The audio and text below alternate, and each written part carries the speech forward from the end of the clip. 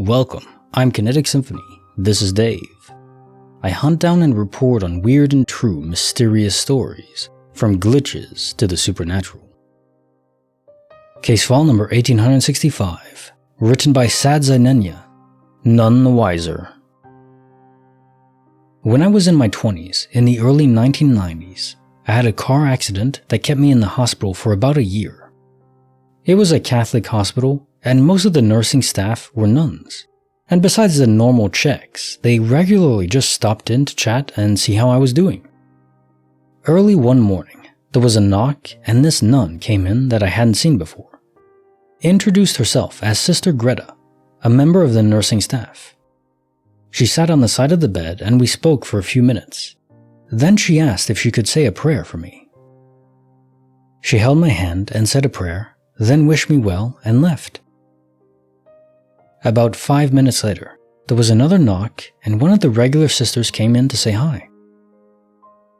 I remarked it was going to be a good day because I'd already had one visit from Sister Greta, and now I was getting another one. She said that there wasn't a Sister Greta on staff, and there were only 2 sisters around, it being so early. I pointed to the bed which clearly showed where she had been sitting, described her and what she had been wearing, now getting a bit unnerved.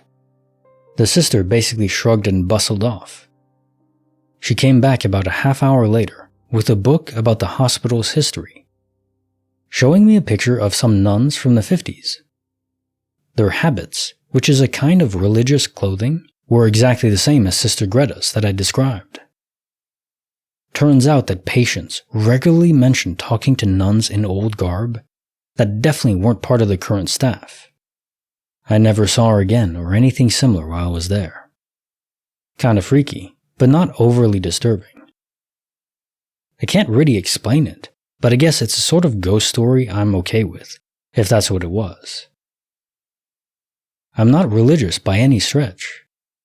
I believe in getting a good night's sleep, steak, and the love of a good woman, or man, or whatever lights your candle. I made some belief calls in my mid-teens and I've stuck to them. Nope, not even once did anyone try and save or convert me. In fact, my father remarked the religion question as NA on the admission documents, and neither of us were ever questioned on it. If a prayer was ever said, I was asked first if that was okay, and a few times I did decline. Trust me, when you have been assisted to crap while lying down on your back with your legs in traction and experience the cleanup operation afterwards, it takes some time to want company again.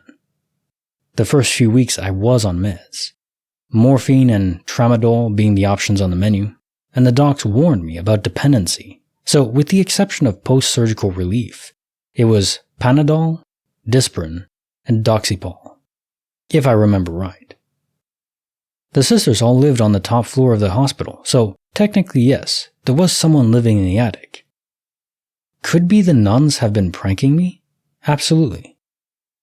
Despite perceptions, they are a funny bunch, enjoy a good laugh, read comics, and watch Star Wars. Only there was never a, "Ha, we got you" moment. It absolutely could have been a hallucination, ignoring the bum print on the bed. And yup, it absolutely could have been sleep paralysis. And yup, I absolutely could have actually dreamed it all. But none of these are concrete explanations. No, I don't think she was Cthulhu or one of his followers, but I've been wrong about such things before.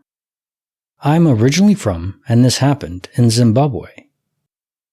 The hospital was called Mater Dei, and no, I haven't found any record of a Sister Greta working there. Per the crash, I was asleep in the back of a pickup truck on the way back from a rugby tournament.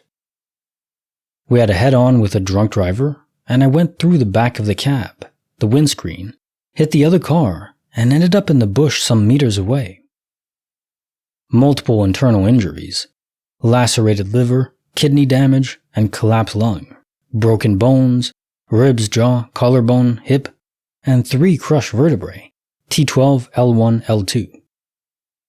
The spinal cord was intact, but compressed, hence the lack of feeling and movement from my mid-torso down. The surgeries were to wire crap like my jaw up, decompress and remove bone fragments from my spinal column, and fuse affected vertebrae. I am now 2 inches shorter than I was and have a curve on my back that Kasimoto would be proud of. Despite this, I was a lucky one, and that's all I'm going to say about that. This being where it was, insurance and medical aid were really not much use. My dad paid most of the bills by emptying his savings and taking out a loan, and the rugby tournament pitched in as well. The hospital trust waived a bunch of the costs too. It was a prick of a thing money-wise, but I have managed to pay back or pay forward it all. I don't quite get the nun plays a wild prank to raise money thing, but okay. I was never asked for money other than the bills, which they let us pay over literally years. I also don't quite get the nun plays a wild prank to convert souls. Some morphine in my drip and a tart in a robe with a halo would have worked way better, and that's just off the top of my head. There was no attempt to save my soul, none. Last thing about this. Being a nurse, or any other medical job, is a nasty, hard, selfless, and rewardless job, from what I saw, and yet that is what they did. They cleaned up my waste, they helped me vomit, they sat while I cried my heart out for my friends and for my own future. They patiently put up with me when I got ranty and ravey. They found my blood when I needed it, because I have a stupid blood type.